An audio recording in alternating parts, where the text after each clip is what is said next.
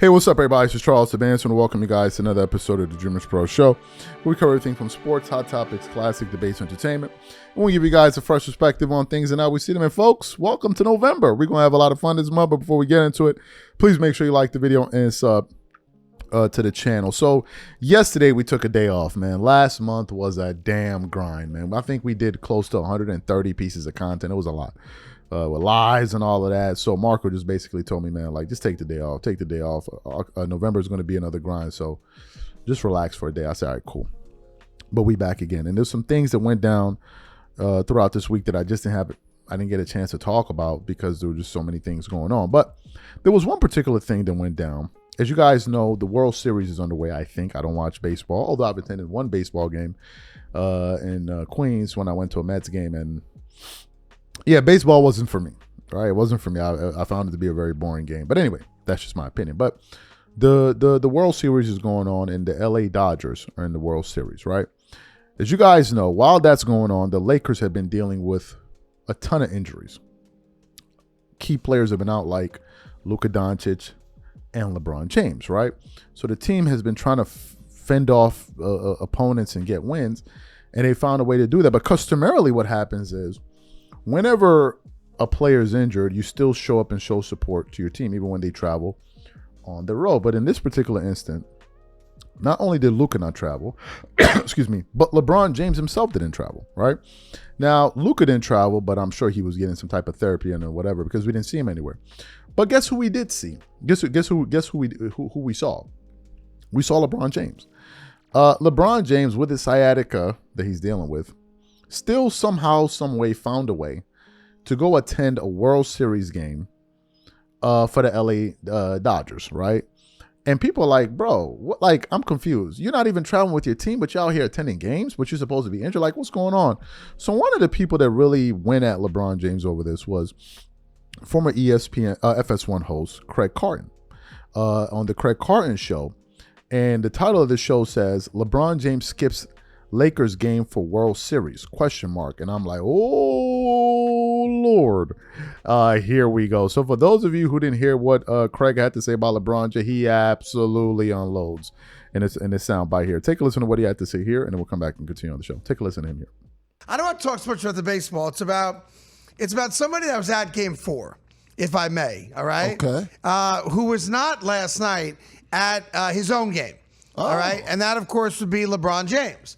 Now, last night, the Minnesota Timberwolves playing without Anthony Edwards, going up against the Lakers without LeBron and Luka at that game, and Austin Reeves, who's having the greatest start of a season that any undrafted player has ever had, any drafted player, frankly, has ever had. There's only two dudes in Lakers history that have ever had 25-5 in their first 5 games of a season. It's now Austin Reeves and Jerry West. The dude is on fire. He is. There's a good reason he said no to that contract extension, because the dude is going to get paid in full, Eric B. and Rakim, and he hits the game winner at the buzzer last night. So it's interesting because I immediately see the Lakers jump off the bench, all celebrating, and I don't see Luka there. I'm like, well, that's odd. You know, he's got like a finger thing going on and maybe something with his leg or something. An ankle. But like, Luka's not there? Nope. And that rubbed me wrong. Like, I know you don't want to get on another plane trip, but get your ass and support the guys and, you know, sit on the end of the bench and watch these guys play without you and LeBron James. So I want to be fair about this. No Luka Doncic last night. And also, no LeBron James. Now, there are rumors, I'm a part of them, I'll own that, but people beyond me who cover basketball and know basketball, the word on the street is now, he ain't got no sciatica. LeBron James is not hurt, according to the rumors. Even last night, Charles Barkley, doing the postgame show, said he doesn't have sciatica, he's got old, and put a second T there, and that's what's wrong with him. And I started thinking more and more about that. LeBron James is a lousy teammate. LeBron James did not travel to Minnesota to watch the Lakers without him and Luka, beat the Timberwolves, but he had no problem driving down, I don't know what the highway is in LA, the 405 or something like that, and making sure that he was at a major LA sports moment. Because remember when we showed you the video yesterday of Sandy Koufax getting screwed with his seat assignment behind Prince Harry and Meghan Markle? Yeah. And, all the celebs are out there, and Sydney Sweeney's rocking the Dodger gear. Well, LeBron James had no problem going to the Dodger game the night before because he's Big Show Bob. If there's a big event in LA, he wants to be there. Now, he's not a Dodgers fan. We know that for a fact because he's the same guy that was rocking a Yankee cap a number of years ago. Same guy when the Indians were making a run and they hit a big home run in a postseason game, was flexing on screen because he was an Indians fan. And now apparently he's a Dodgers fan. Like, he has less credibility in his fandom than I do. And I'm the biggest Yankee fraud there is. Like, I was never a Yankee fan until 2009. But LeBron's a fan of whatever team's winning, it appears, right? Mm-hmm. But the notion that what Charles Barkley said last night is something I've been saying. He doesn't have sciatica. He could play right now. He's choosing not to play. And according to the book by Weissman that's come out, the reason LeBron James, according to a lot of people with inside information and just my belief, is not playing basketball right now is because his feelings are hurt. Because LeBron James, even when he joined Miami Heat and Dwayne Wade, who had already won a title before he got there, and a lot of people said, oh, it's Wade's team, it was still LeBron's show, right? It was. And now he's in a situation where everyone is acknowledging it's Luka's team now. Luka Doncic is the best player on the Lakers. And based on the 5-game start, and they're a game over 500 with last night's win against the T-Wolves. Again, no Anthony Edwards either, so kind of a weird game to handicap, right? But the reality is that he might not even be their second best player the way Austin Reeves is currently playing. Let's give him his flowers. So he's in his feelings right now. Wah!